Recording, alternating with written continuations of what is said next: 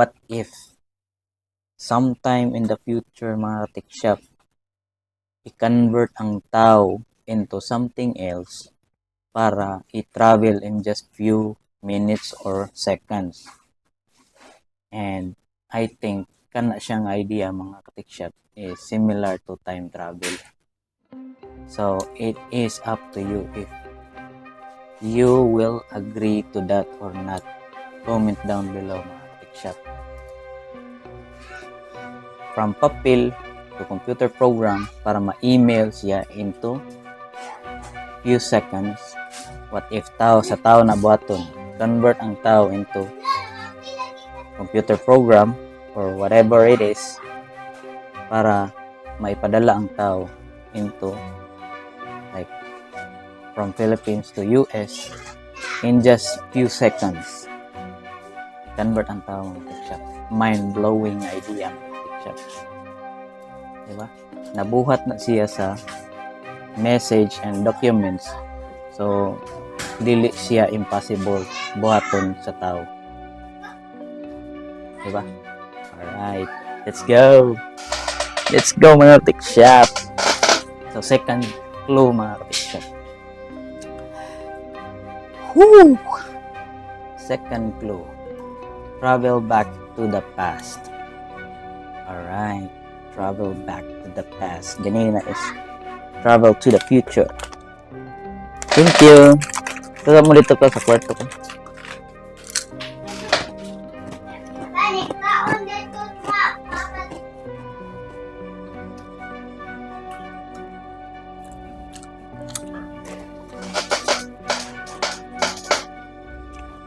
So, according to the internet, mga katiksyap, traveling to the past is not possible for humans to do so. No? Dili siya posible. While it is theoretically possible na to travel to the past, it is not possible for humans to do so. So, pwede siya maka-travel to the past, pero dili pwede ang humans. Libo kita. According to some scientists, traveling to the past is theoretically possible but impractical. However, people time travel all the time, but only in one direction, from the past to the present and moving into the future. So, past to present, then present to future. So, dili pwede present to past or future to past. Dili siya inaanak ko, no? Libog, mga katiksyap, ang travel back to the past. Okay. Ano inani mo siya, mga katiksyap? So, theoretically possible, mga katiksyap. May giingon sa internet. No? Possible jud siya, mga katiksyap. Pero, dako kayo nga, pero it is impractical. Dili siya practical buhaton. Kay scary o dangerous kayo, mga katiksyap. Ngano man. Why? Okay. If you travel to the past, mga katiksyap, possible makita nimo younger self nimo, parents nimo in their younger years, or imong wife sa ilang pagkadaga, and etc. Mao na concept sa travel back to the past, di ba? Pero when you travel to the past, you are not allowed to change anything. Meaning, restricted siya, mga katiksyap. Dili ka pwede maka-interact sa mga tao from the past.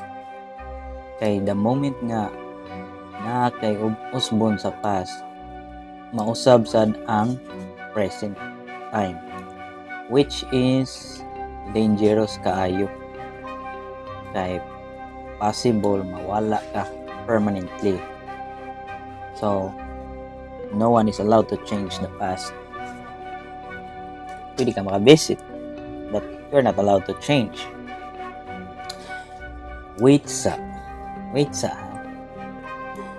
kani siya nga concept mga ka-tikshop, no? Pwede ka mo visit pero di ka pwede maka-interact or maka-change. I think na experience na sad mi nato as a human being, no? Murag na experience sa sad ni nato mga ka-tikshop ang travel back to the past in the form of vlog, no? Agree ba ka mga ka-tikshop? In the form of vlog. Kaya sa vlog mga ka-tikshop, makita nimo imong younger self, pero dili ka ka-interact. Igor ka makakita through videos. Dili ka makatouch sa butang nga naa sa video para imong ibalhin sa laing position, di ka kabuhatan na. Diba? Pero nakita nimo ang butang sa lugar. Sa past, o kung sa to yung mga balay baron na existing sa una nga karon dili na, o mga buildings. So sa vlog mga ka-tikshop, dili sa ka pwede makausab sa mga panghitabo unless imong duduaan ang vlog o imong edit ba, pero dili naman na siya maong reality gid kay imo naman siyang gi-modify, di ba?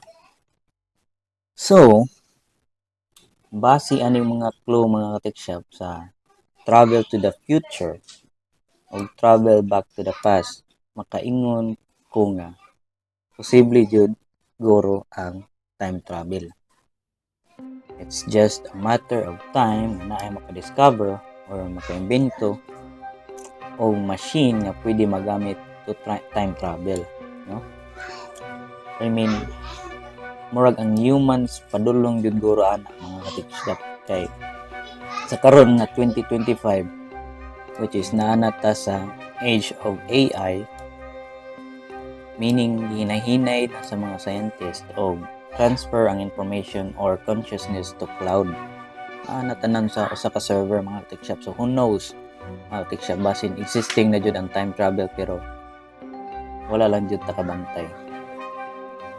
Especially sa age of AI mga ka-tikshop na all informations are shared throughout AI.